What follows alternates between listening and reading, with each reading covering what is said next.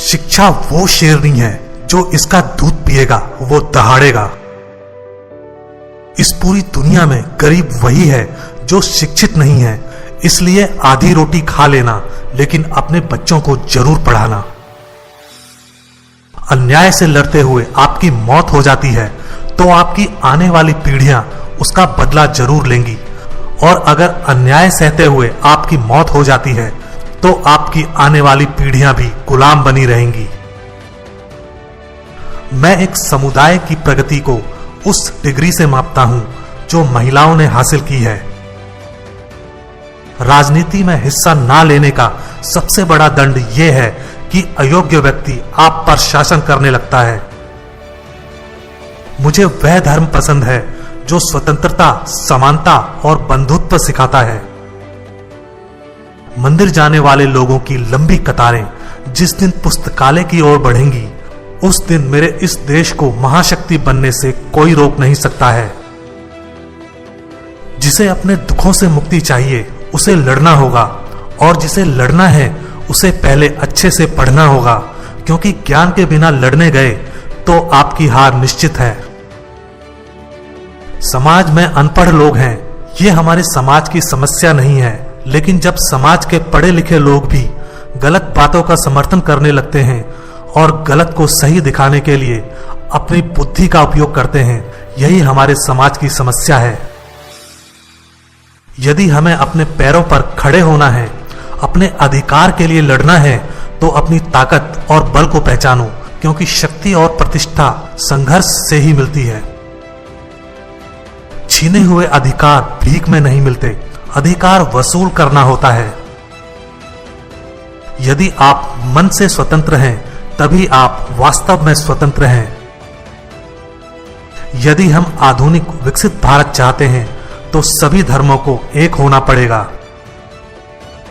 जो झुक सकता है वो झुका भी सकता है। धर्म मनुष्य के लिए बना है, ना कि मनुष्य धर्म के लिए। मैं राजनीतिक सुख भोगने नहीं, बल्कि नीचे दबे हुए अपने भाइयों को अधिकार दिलाने आया हूं। आप स्वाद को बदल सकते हैं, परंतु जहर को अमृत में परिवर्तित नहीं किया जा सकता है। हम आदि से अंत तक भारतीय हैं। मैं बहुत मुश्किल से इस कारवां को इस स्थिति तक लाया हूं। यदि मेरे लोग, मेरे सेनापति इस कारवां को आगे नहीं ले जा सकें तो पीछे भी मत जाने देना। महात्मा आए और चले गए, परंतु अछूत अछूत ही बने हुए हैं। वर्गहीन समाज गढ़ने से पहले समाज को जाति विहीन करना होगा। वे इतिहास नहीं बना सकते जो इतिहास को भूल जाते हैं। मनुष्य नश्वर है, उसी तरह विचार भी नश्वर हैं। एक विचार को प्रचार प्रसार की जरूरत होती है, जैसे कि एक पौधे को पानी की, नहीं तो दोनों मुरझाकर मर जाते हैं। पानी की बूंद जब सागर में मिलती है तो अपनी पहचान खो देती है। इसके विपरीत व्यक्ति समाज में रहता है पर अपनी पहचान नहीं खोता। इंसान का जीवन स्वतंत्र है, वो सिर्फ समाज के विकास के लिए पैदा नहीं हुआ, बल्कि स्वयं के विकास के लिए भी पैदा हुआ है। ज्ञान हर व्यक्ति के जीवन का आधार है। बुद्धि का विकास मानव के अस्तित्व का अंतिम लक्ष्य होना चाहिए। हो सकता है कि समानता एक कल्पना हो, पर विकास के लिए यह जरूरी है।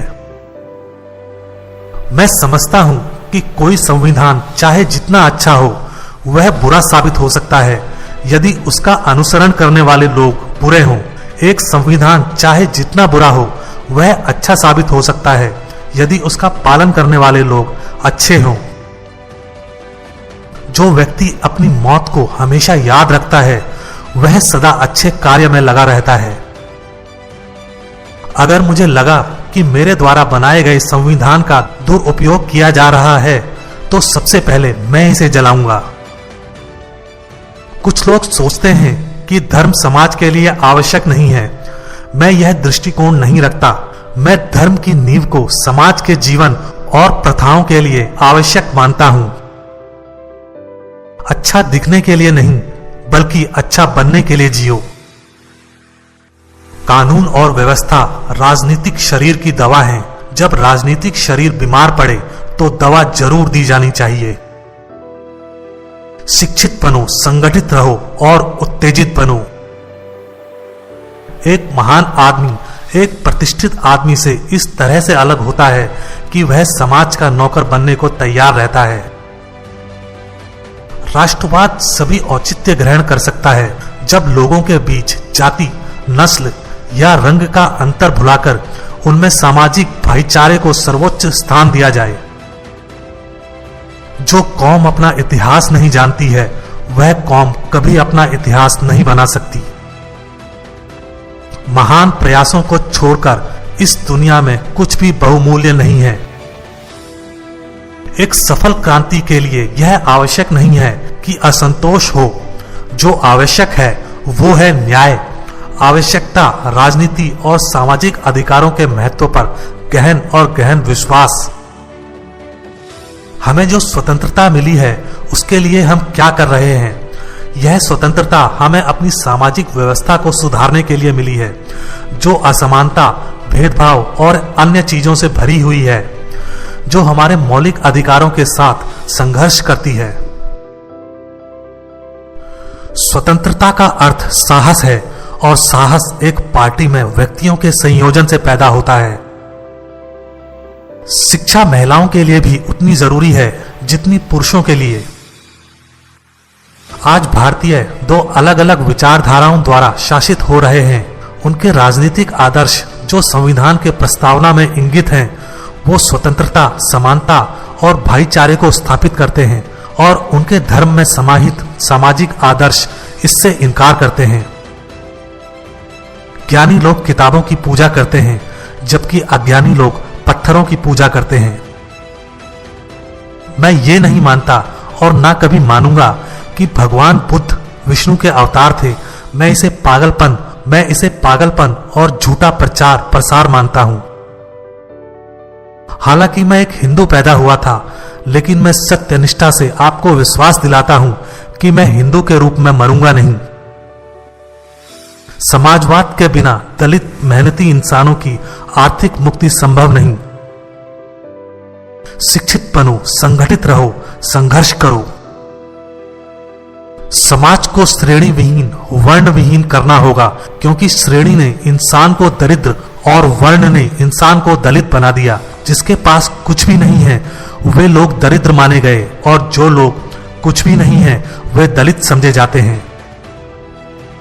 संविधान केवल वकीलों का दस्तावेज नहीं है, बल्कि यह जीवन जीने का एक माध्यम है। एक इतिहासकार सटीक, ईमानदार और निष्पक्ष होना चाहिए। संवैधानिक स्वतंत्रता का कोई अर्थ नहीं है जब तक आप सामाजिक स्वतंत्रता प्राप्त नहीं कर लेते। जीवन लंबा होने की बजाय महान होना चाहिए। देश के विकास के लिए नौजवानों को आगे आना चाहिए। जो धर्म जन्म से एक को श्रेष्ठ और दूसरे को नीच बताए वह धर्म नहीं, गुलाम बनाए रखने का षड्यंत्र है। यदि हम एक संयुक्त, एकीकृत आधुनिक भारत चाहते हैं तो सभी धर्मों के धर्म ग्रंथों की संप्रभुता का अंत होना चाहिए। मेरी प्रशंसा और जय जयकार करने से अच्छा है मेरे दिखाए मार्ग पर चलो। भाग्य से ज्यादा अपने आप पर विश्वास करो।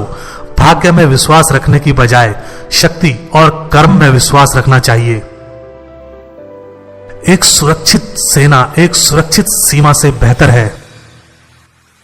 धर्म पर आधारित मूल विचार व्यक्ति के आध्यात्मिक विकास के लिए एक वातावरण बनाना है। इतिहास गवाह है, जब नैतिकता और अर्थशास्त्र के बीच संघर्ष हुआ है वहां जीत हमेशा अर्थशास्त्र की होती है। हमारे संविधान में मत का अधिकार एक ऐसी ताकत है जो कि किसी ब्रह्मास्त्र से कहीं अधिक ताकत रखता है। निहित स्वार्थों को तब तक स्वेच्छा से नहीं छोड़ा गया है जब तक कि मजबूर करने के लिए पर्याप्त बल न लगाया गया हो। मनुवाद को जड़ से समाप्त करना मेरे जीवन का प्रथम लक्ष्य है। उदासीनता सबसे खतरनाक बीमारी है जो लोगों को प्रभावित कर सकती है। देश के विकास से पहले हमें अपनी बुद्धि के विकास की आवश्यकता है। न्याय हमेशा समानता के विचार को पैदा करता है। पति पत्नी के बीच का संबंध घनिष्ठ मित्रों के संबंध के समान होना चाहिए। हिंदू धर्म में विवेक, कारण और स्वतंत्र सोच के विकास के लिए कोई गुंजाइश नहीं है।